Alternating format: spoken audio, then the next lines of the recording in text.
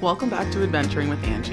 Last week I fluttered like the social human I am and enjoyed a night on the town with new friends while also putting in some work on my land. This week is all about prepping for Christmas, experiencing the winter solstice, and welcoming my family into the world I'm building. Come for the holiday cheer, stay for the family love and drama. Let's jump right in.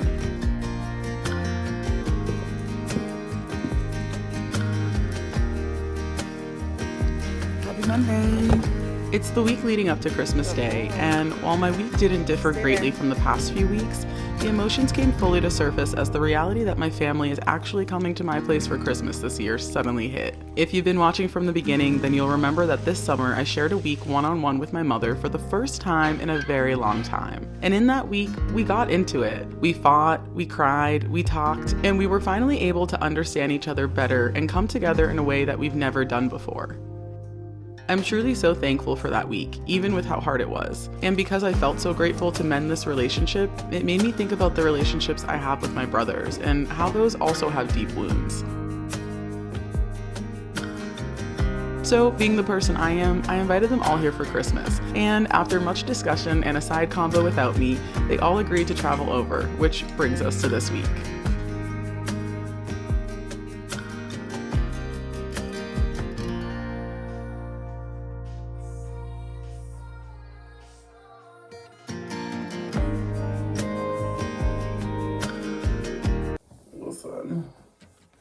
We're doing our best today, as we are all the days almost these days. Growing up in my childhood home was hard. We all learned to shut down to survive, and it was easier to keep to yourself, isolate, and stay quiet than it was to open yourself up to anyone. Because of that, we've all related with one another in very distanced ways, and while we do have love for one another, the way we show it is not exactly the way we each expect or can even receive it. It was only a few years ago that we started saying I love you to one another, and even now it can feel foreign. And like every family, we have a dynamic and we each play a role. The role I play is often the pusher, the instigator, and the overall problem in any given situation. There you go. It's not a role I selected myself, but instead designated by them, and without fail, I play it every time. Every time I share a reflection, an emotion, or a direct ask and vulnerable questions. Do I want black today, or do I want my brown coat? It's kind of cold. Don't rush me. To me, I'm just being open and trying to connect, but for them, they say I'm too sad, that I need to look forward and not back, that I'm unable to experience joy and they feel bad for me, and that I should look into therapy because there always seems to be something wrong with me. Good morning, happy Tuesday. We are doing the Tuesday trash run. When they say these things, like they will later this week, it hurts. I feel so small. I feel so dismissed, and I feel so invisible. But after getting real with my mom, and after getting real with myself about my own patterns and wounds, I really wanted to try and do this one more time. If I could start to repair with her, why couldn't I do it with them? Wow. It's wet out there today. All right, to the coffee shop. Feeling a little nauseous. I think it's time to get some food and some water. Water, coffee, food in that order. Water, food, coffee, that's the order.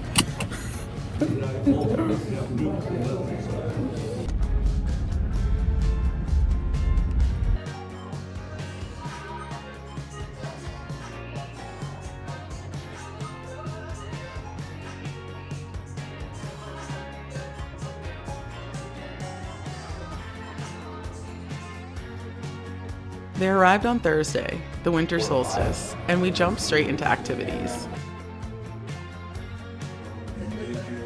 I was gonna do some French toast. Are you all hungry?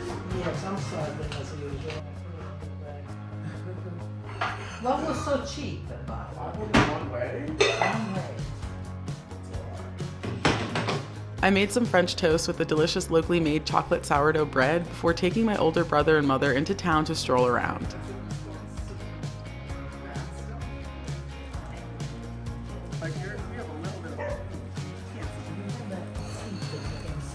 Yeah, please sit.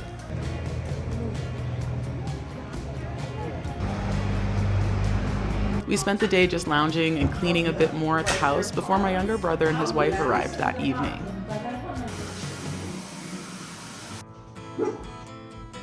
By 9 p.m., they were all exhausted and ready for bed. So 12 has to boil for 12 So minutes. far, so good. There's another.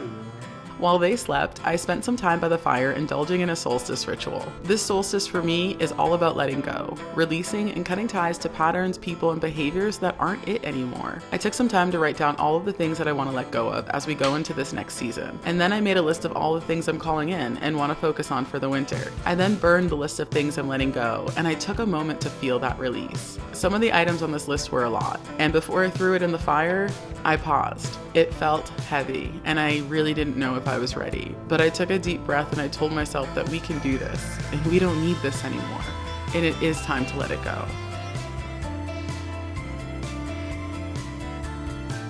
Later that night when I went upstairs, I felt sick and so terribly nauseous. I ended up vomiting, and it sounds crazy to say, but it felt like I did just let something big go.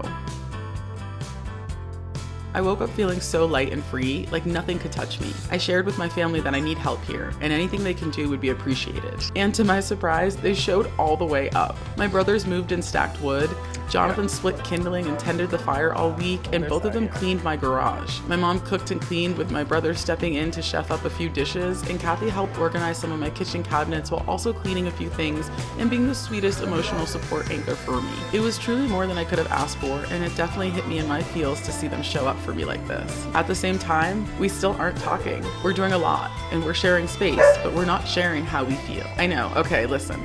I'm a feelings person. I want to say I love you. I want to know what keeps you up at night. I want to hear your dreams and fears and latest hobbies. I crave such deep intimacy. I do not know how to sit on the surface with anyone. And when it comes to family, it feels extra hard because what I really want is to connect, to be seen and held, and to feel that this is a safe space. I love that they're here, and I love that they're physically helping, but I want more. Happy Christmas Eve. It's been a really good time, and I'm happy for that. I'm gonna take them all hiking today, and so I think I'm gonna do the little Route 20 that I take all my friends on, and I think they're gonna really like it. There's some overlooks, there's some short trails, and then there's some beautiful bodies of water towards the end, and so I feel like that'll be a really good adventure-packed day without too much of a commitment on one trail or going too deep into the snow. I've taken a lot of friends here, and it's always a good time. And because I want them to really see where I live, I was excited to share this space with them. I just tried to throw a rock, and it was a lot. We made stops at all of the overlooks, walked a few trails, and had some laughs.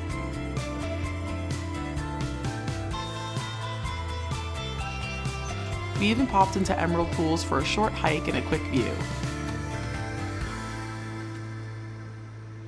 Afterwards, I drove us to Truckee for an impromptu Christmas Eve dinner. As we wrapped up, the sun was setting in the mountains, and after such a fun day that kind of gave me some of that connection I was craving, watching the sky turn pink and the sun drop below the ridge, everything really felt like it was going to be okay. And I held out hope that we were going to come together. However, after a series of unfortunate events back at the house, my brother and I clashed, and it resulted in me storming out of my own home like I did when I was a teenager. It was awful, and I felt awful. I couldn't understand what happened or why we speak to each other this way, and as I sat in my car on the opposite end of the property, I asked myself, do I want to go back in, or do I want to ask them to leave? I sat for a bit and started writing what was on my mind. Then I sent it to the family chat because, like I said, this is my role in this family. I expressed my gratitude and love for them. I stated clearly what I wanted to try to do with each of them, and I asked if they'd still like to try and enjoy Christmas Day together. It's the most vulnerable I've been with them, and while I had a moment where I seriously considered getting them all a hotel, I am so glad that I wrote what I did and I sent it. I ended up coming back home, and while we didn't talk about anything in the letter just yet, we all sat around the fire. My mom telling her ridiculously random stories, my brother listening and laughing when appropriate, and me sitting there realizing that while I may not ever get an apology or enjoy a deep conversation with these people anytime soon, this is their way of showing love, and they do love me, even if they don't show it the way I do. Thank you so much for joining for another week of adventures. If you enjoyed this week of my life, please take a moment to like the video and subscribe to my channel. Next week it's Christmas, and I'm hanging with my family before embarking on a very important solo road trip adventure to retrieve something amazing in Colorado. I'm very excited to share next week, and I can't wait. I'll see you next time. Bye.